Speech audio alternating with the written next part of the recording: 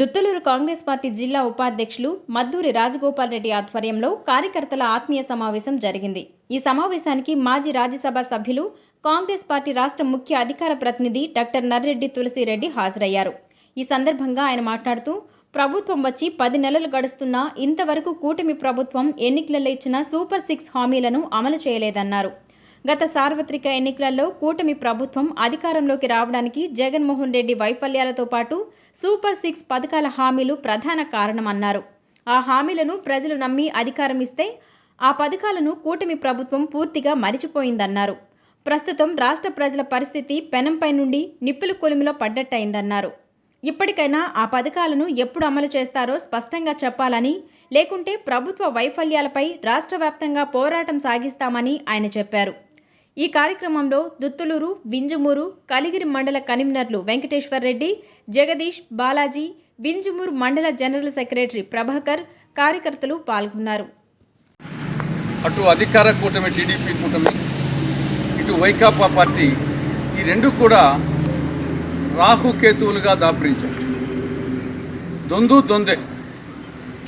TDP కూటమి అధికారంలోకి వచ్చేదానికి జగన్మోహన్ రెడ్డి వైఫల్యాలతో పాటు సూపర్ 6 పథకాల హామీ అనేది ప్రధానమైంది.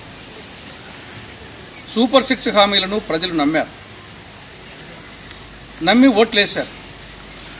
కానీ అధికారంలోకి వచ్చాక ఆ సూపర్ 6 హామీలను మర్చిపోయింది, మాట తప్పింది, మడమ తిప్పింది చంద్రబాబు ప్రభుత్వం. రెండవదేమో మహిళలకు ఉచిత బస్సు ప్రయాణం, మూడవదేమో ఆడబిడ్డ నిధి. అంటే 19 సంవత్సరాల నుండి 59 సంవత్సరాల మధ్య ఉండే ప్రతి స్త్రీకి, ప్రతి మహిళకు నెలకు 1500 రూపాయల చొప్పున ఆడబిడ్డ నిధి ఇస్తామని చెప్పడం జరిగింది. కేంద్రంలోని కూటమి ప్రభుత్వం కాబట్టి కేంద్రంలోని కూటమి ప్రభుత్వం అంటే ఒక బీజేపీ కాదు. చంద్రబాబు నాయుడు సపోర్ట్ లేకుంటే నరేంద్ర మోడీ ఒకరోజు పరిపాలించలేడు. కాబట్టి ఖచ్చితంగా ఆ 50 రూపాయల సిలిండర్ మీద పెంచేదానికి కారణం నరేంద్ర మోడీ ఎంత కారణమో చంద్రబాబు నాయుడు, జనసేన కూడా పవన్ కళ్యాణ్ అంత కారణం. మహిళలను నమ్మించి మోసగించడం జరిగింది. కానీ కాంగ్రెస్ పార్టీ తరఫున డిమాండ్ చేస్తున్నాం, ఎన్నాళ్ళు మోసం చేస్తాం? ఇప్పటికైనా స్పష్టంగా చెప్పాలి.